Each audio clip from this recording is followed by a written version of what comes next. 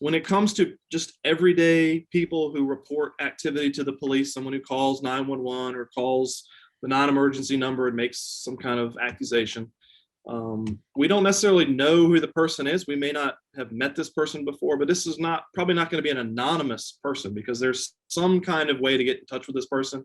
Usually certainly if you call 911, your information is on the computer display there.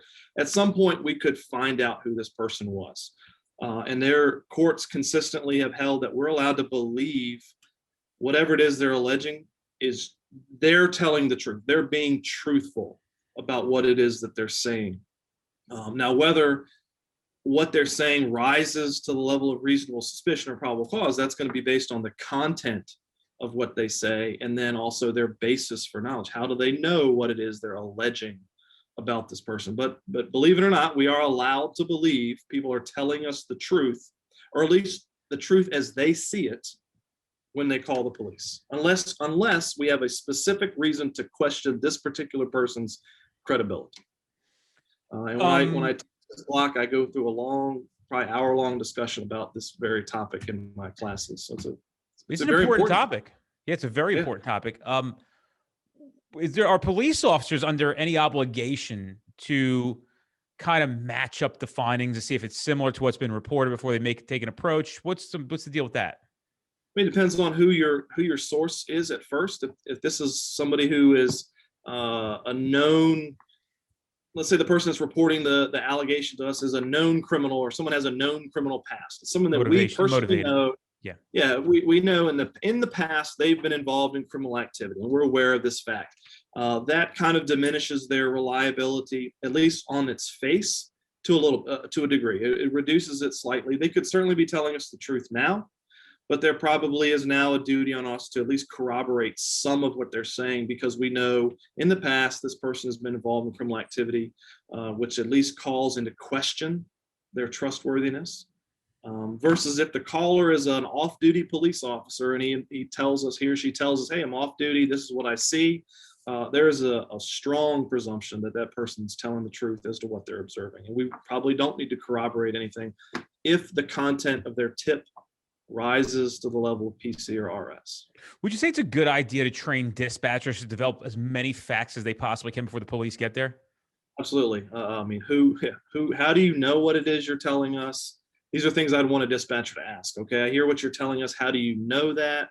Obviously, what is your name? Let's get a phone number.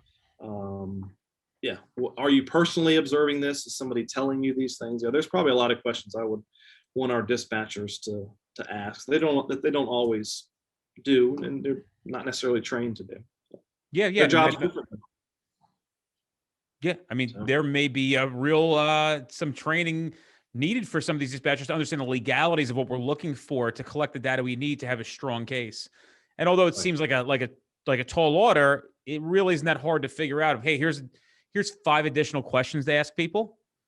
And we'd back up a little bit. Since we're on this topic, let's talk about, and then we're going to go back to I'm guessing what he's the second part of that question. But before we go to the second part of the question, maybe we should cover just quickly, briefly, if anybody hasn't heard the previous podcast episode, some reliability regarding the type of informant that you have. And I guess we can start at anonymous tipsters, what that means, and then go from there.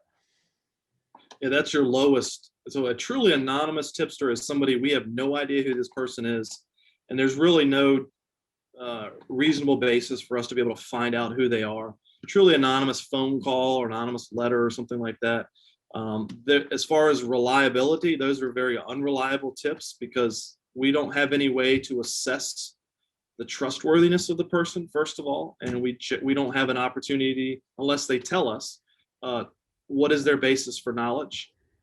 So they tend to be very unreliable, and we do get a lot of anonymous tips. Their general value is just to kind of point us in the direction of an area that we probably should be looking. Very, very infrequently will an anonymous tip, the content of an anonymous tip, be the sole basis of being able to stop someone or search them, or definitely arrest them. But there have been a couple of Supreme Court cases dealing with anonymous tips. but that cut both ways. Florida versus JL was an anonymous tip about a handgun. That was not enough for a stop and a frisk.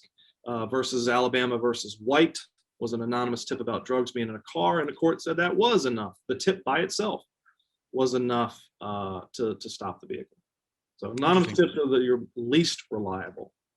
Then up from that would be your criminal informants. And again, these are people who have a known past of criminal involvement. There generally has to be some kind of corroboration of the information that they give us, because there's an inherent reason to at least question their truthfulness. Confidential informants. I'm going to go back for a second. Do they ever look at the motivation of somebody when talking about source of information? Motivation could, I guess, go towards the trustworthiness of the person. If the motivation is somehow nefarious, that could certainly call into question how truthful this person is being about their allegation. But just because the motive could be a bad motive doesn't necessarily mean that what they're telling us is not true. Mm-hmm. And we talk about confidential informants. Things that courts will consider was this person on payroll? Were they being paid for the tip? Were they motivated to that? Were they the opposite drug dealer? Do they have some kind of underlying reason to fabricate a story? And I often tell people in class, like, let's call it a hot domestic. I mean, people will just say just about anything in a hot domestic, or if they're trying to save their own ass in a situation, does it mean that you can inherently trust it? You're going to have to investigate. Right. Yeah, I think the person's motive for being untruthful could certainly would be something to consider in situations like that. Okay. Yeah. So next up from criminal informant is what? Well, confidential informant would be right above a criminal informant, at least slightly more reliable. But one thing we would definitely ask is, are they being paid? That tends to incentivize their truthfulness. Do they have a track record? So again, a confidential informant, let me explain what that is first. That's somebody we know who they are. We know the identity of this person. It's just someone who's wishing to not get involved in the criminal process. I mean, they're probably not willing to testify in court. That's what I mean by a confidential informant. And since they're not available, or they're, at least at this point, we don't believe they'll be available for cross-examination, for example, we would need to corroborate some of the things that they give us. We can't just automatically act on their word, but they can be just as reliable as a police officer or a concerned citizen. It's just the fact that they're not going to be available for court that requires a little bit more corroboration on our part. Because under the Constitution, you have the right to call your accuser before you. Isn't that correct? In the trial component, not necessarily in a pretrial motion like a motion to suppress evidence, right, but definitely in the trial. If part of what the confidential informant goes to proving an element of the offense that they're being tried for, then the defendant absolutely has a right to have that informant on the stand to cross-examine about that. Yeah, so absolutely. Okay, next one up from confidential informant would be the everyday concern. I call it a concerned citizen. This was the person I mentioned at the beginning, the guy or the girl that calls the police, just calls 911, whatever, reports what it is that they see or hear, what somebody's told them. We are allowed to believe they're being truthful. At least they believe they're being truthful. Mm-hmm. We would still need to investigate unless we have a known reason to question this very particular person. We are allowed to believe they are being truthful. Cool. And at the top of the list is other police officers, the folks that we know are police officers. We are allowed to believe they're being not only truthful, but that their basis for knowledge is generally sufficient as to what they're alleging.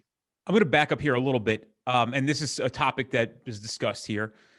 Is there any difference between a unnamed citizen informant versus a named citizen informant? So this is something that'll help people in the field. A woman runs up to the car and says, the gentleman down the street just pointed a shotgun at me. Now, after you go and you see the shotgun, he says he threw it under the car. It's actually a case out of Jersey City. That's why I'm citing the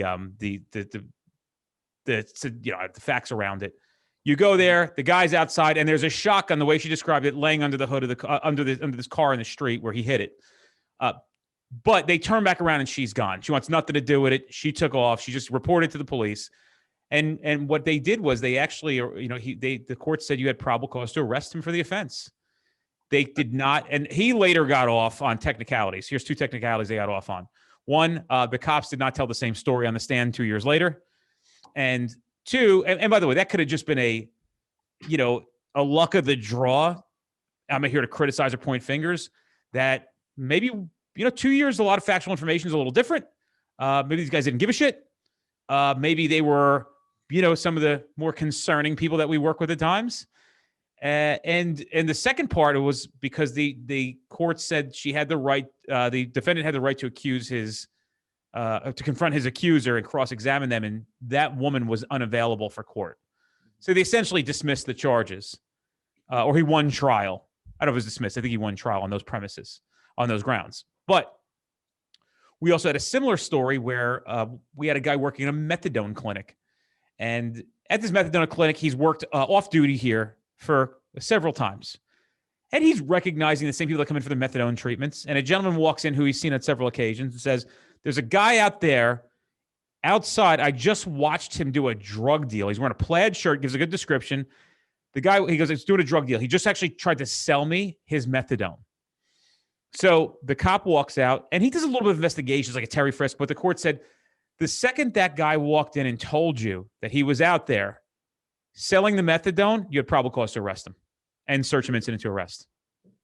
I agree 100%. Mm-hmm. I actually do a scenario in my class very much along those lines, your methadone scenario, to illustrate this point. And so either in the shotgun case you mentioned or the methadone case, what that informant, the fact that the informant is named or we know this person is really not relevant, because of the content of their tip rose to the level of probable cause that this person was possessing the shotgun or brandishing it, whatever it was, or that this guy has drugs in his possession right now. We're allowed to believe these people are being truthful. They have incentives for being truthful, because we could arrest either of these informants for filing a false police report or something to that effect. Yep. If we were able to prove they lied, not that they were wrong, but that they were lying about what they told us. Yep.